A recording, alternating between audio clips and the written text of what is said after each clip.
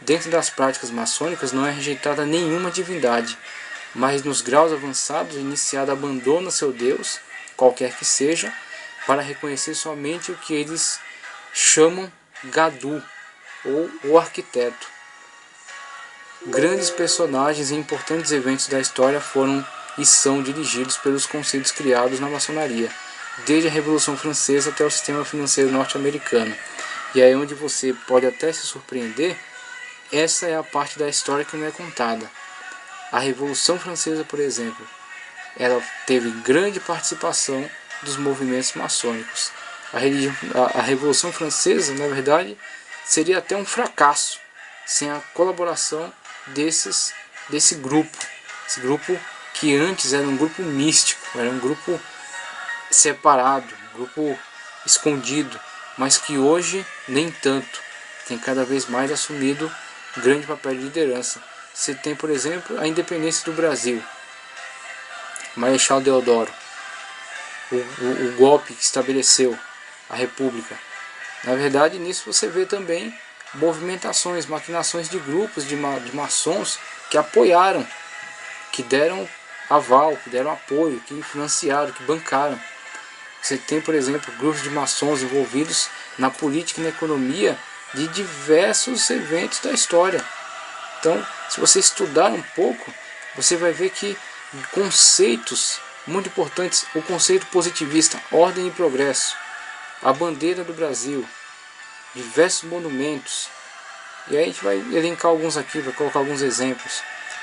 Todo esse sistema teve certas pinceladas maçônicas. Alguns símbolos maçônicos, as colunas são muito importantes para eles. Então alguns símbolos, Sol, a Lua, o olho de Horus, símbolos que eles vão espalhando por aí, por diversos monumentos e marcas. Você tem a régua e o compasso, por exemplo, com o G, que eles dizem que é geometria, mas que na verdade é Gadu,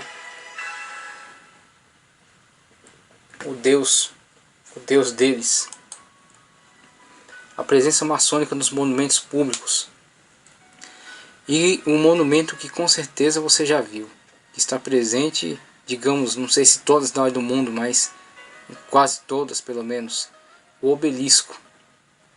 Aí você tem esse obelisco, um monumento que talvez você não admire, você nunca solicitaria a construção de algo assim, mas eles existem e estão espalhados aí por todos os lugares do mundo. Você tem, por exemplo, esse aqui, ó, o obelisco da Praça de São Pedro, no Vaticano. Você tem aqui um grande obelisco, vamos dizer assim, um pedestal, na verdade, com a imagem, o que eles dizem que vem a ser a estátua da liberdade, mas que guarda em si muita simbologia maçônica, muita simbologia maçônica. Então, o obelisco nada mais é do que um símbolo fálico, e esse símbolo é atribuição a deidades antigas, deidades pagãs, que cultuavam a fertilidade. Diziam que a terra, diziam que a lavoura, a agricultura, para que ela fosse bem sucedida, teria que ser cultuada através de símbolos que fizessem menção ao sexo, fizessem menção à sexualidade. E esse símbolo, o obelisco, é uma tradição mística, ocultista, trazida, herdada, preservada pela maçonaria. A maçonaria cultua esses símbolos pagãos místicos. A maçonaria, por exemplo, se divide em rito de York, rito do Egito, por exemplo, rito do Grande Oriente, ritos que preservam o culto a toda a simbologia pagã. Então, mesmo estando dentro do nosso meio, participando do nosso convívio, participando até de instituições religiosas importantes, eles preservam o paganismo dentro de nós, da nossa sociedade. Eles trazem esse paganismo para dentro da nossa sociedade, colocam estampados na nossa cara. Esta é a contribuição dos maçons para o mundo. Aqui temos, por exemplo, a presença maçom extraordinária digamos, o símbolo da economia americana, o dólar. Está aqui na nota de dólar. Quem tiver a nota de dólar, pegue ela, vira a parte do avesso e olhe lá, está lá a pirâmide, um símbolo místico, um símbolo relacionado ao Antigo Egito, né? Era um lugar onde o faraó era enterrado, mas simbolizava também um portal para o além, um portal para o mundo dos espíritos, o mundo do além. E na parte de cima da pirâmide, o olho de Horus, o olho que tudo vê, um símbolo maçônico presente na nota de dólar. Você acha que isso é à toa? Qualquer pessoa colocaria o símbolo que quisesse na nota de dólar? Ou simplesmente um grupo dominante? Você tem a imagem de George Washington, e a imagem faz menção à posição, à forma de uma imagem maçônica, uma imagem mística, de bruxaria na verdade, e que é preservada dentro da maçonaria, o Baphomet. Então Daniel 9:27, partindo agora para a questão do anticristo, do governo, a forma do governo do anticristo, e trazendo, elucidando novamente a questão da escatologia em Daniel. Ele firmará aliança com muitos por 1 semana, e na metade da semana fará cessar o sacrifício e a oblação, e sobre a asa das abominações virá o assolador, e isso até a consumação, e o que está determinado será derramado sobre o assolador. Segundo Tessalonicenses 2:7-9, a manifestação do iníquo. Daniel 12:1, a grande tribulação para Israel. Daniel 9:27, que acabamos de ler, o anticristo firmará um pacto com Israel, e agora estamos dentro da 70ª semana. O Espírito Santo subiu, levou a igreja foi arrebatada, está na glória. Aqueles que ficarem já estão participando da perseguição do governo do anticristo. E aqui vem a parte política, em que o anticristo estabelece um pacto com Israel, através do que? Qual será a moeda de troca? Está aqui a moeda de troca. O anticristo firmará um pacto com Israel para a reconstrução do templo, valendo-se deste templo chamado Mesquita de Omar. Isso que você está vendo aqui é uma mesquita. É um grande mistério de Deus, que está colocado bem em cima da área onde era o templo de Salomão. Então, a mesquita de Omar, e no meio da 70ª semana, ou seja, 3 anos e meio, romperá o pacto e tentará ser adorado como Deus dentro do templo, dando início com isto à grande tribulação, que se encerrará quando Cristo vier com a sua igreja para salvar a nação de Israel e para instaurar o milênio. Será que você tem alguma dificuldade em acreditar no cumprimento dessas promessas? 69 semanas se cumpriram, e essa com certeza vai se cumprir. Logo após o anticristo quebrar o pacto durante os 3 anos e meio, dá-se-á o início da grande tribulação, que foi anunciada por Cristo, que disse: se não fosse abreviada, ninguém sobreviveria. Nessa época será cumprido o programa que está escrito nas pedras da Geórgia, o qual estipula, olha só, entenda essa situação, o qual estipula um número ideal para a população mundial em 500 mil pessoas, sendo que o globo, ao longo do globo terrestre, há milhões de habitantes, milhões de pessoas. E como você pensa que chegarão a este número? Veja os outros 3 cavalos que são liberados pelos selos. Então, você tem aí a anunciação do projeto dele. Nesse local aí, no estado da Geórgia, nos Estados Unidos, um grupo místico, ocultista, maçônico, um grupo que não se revela, não aparece, levantou esse monumento, escreveu em diferentes línguas que um número ideal para a população seria 500 mil pessoas. Agora diga para mim, como reduzir a população a um número de 500 mil pessoas, se não através da espada, da peste, da fome e da guerra? Eis a política do anticristo. Em Apocalipse 19, 11 ao 21, é descrita a grande batalha que termina com o governo do anticristo e estabelece o reino de Cristo por 1000 anos.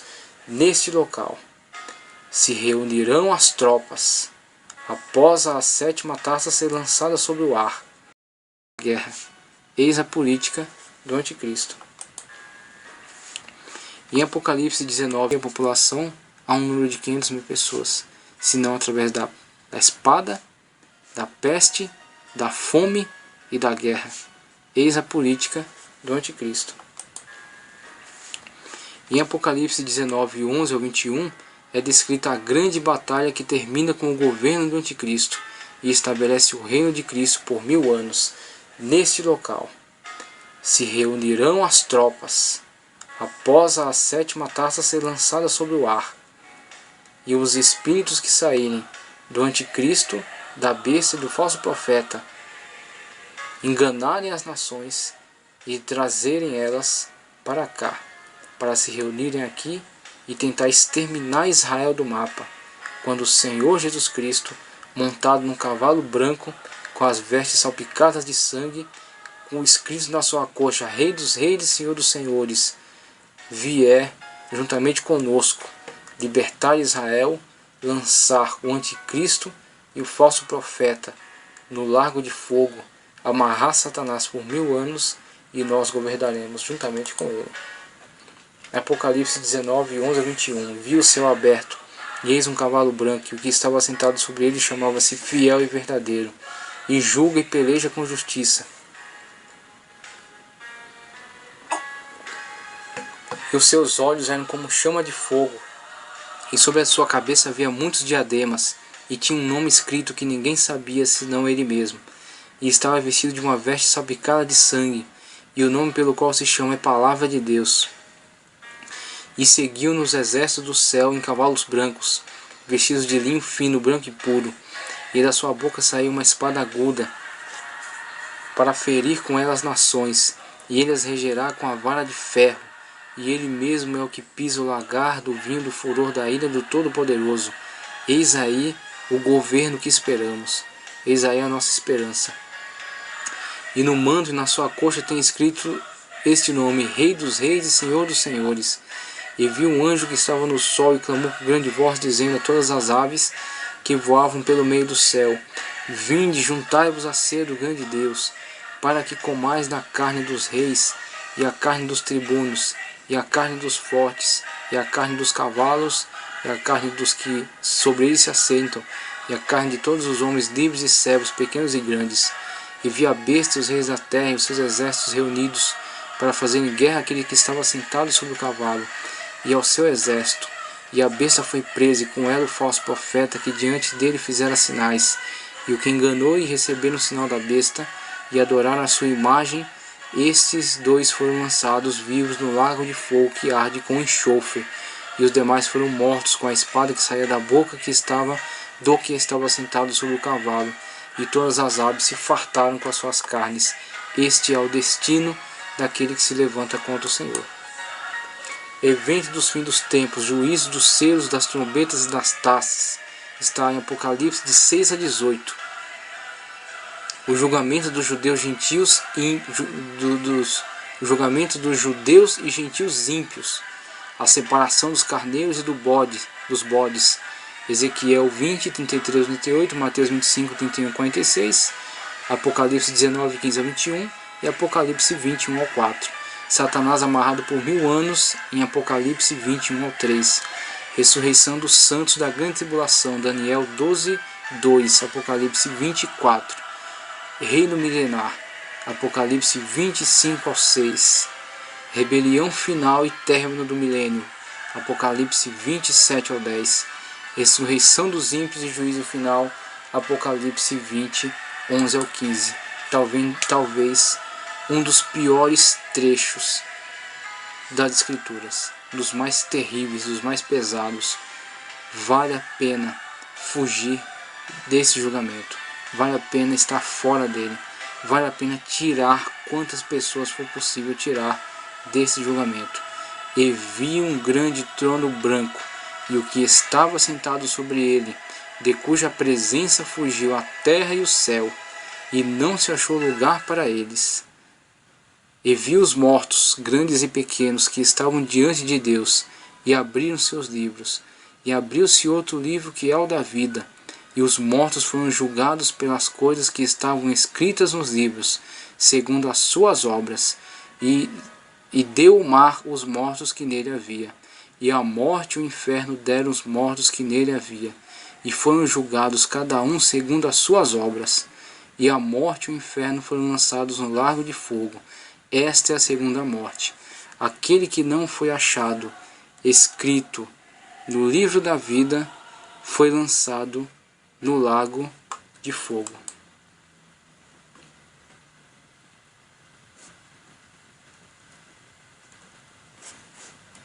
A Bíblia diz: o salário do pecado é a morte, mas o dom gratuito de Deus é a vida eterna. Nenhum prazer que você possa ter na terra pode justificar a eternidade num lugar deste. Apocalipse 21. E vi um novo céu e uma nova terra, porque já o primeiro céu e a primeira terra passaram, e o mar não existe. E eu, João, vi a santa cidade, a nova Jerusalém, que de Deus descia do céu, adereçada como esposa ataviada para o seu marido. Eu ouvi uma grande voz do céu que dizia: eis aqui o tabernáculo de Deus com os homens, pois com eles habitará, e eles serão o seu povo, e o mesmo Deus estará com eles, e será o seu Deus. E Deus limpará de seus olhos toda lágrima, e não haverá mais morte, nem pranto, nem clamor, nem dor, porque já as primeiras coisas são passadas. E o que estava sentado sobre o trono disse: eis que faço novas todas as coisas. E disse-me: escreve, porque essas palavras são verdadeiras e fiéis. E disse-me mais: está cumprido. Eu sou o Alfa e o Ômega, o princípio e o fim. A quem quer que tiver sede, de graça lhe darei da fonte da água da vida. Quem vencer dará todas essas coisas. Eu serei o seu Deus, e ele será o meu filho. Desperte. O objetivo desse seminário é que seu nome esteja escrito no livro da vida e você possa entrar no céu pelas portas da graça de Cristo Jesus. Amém.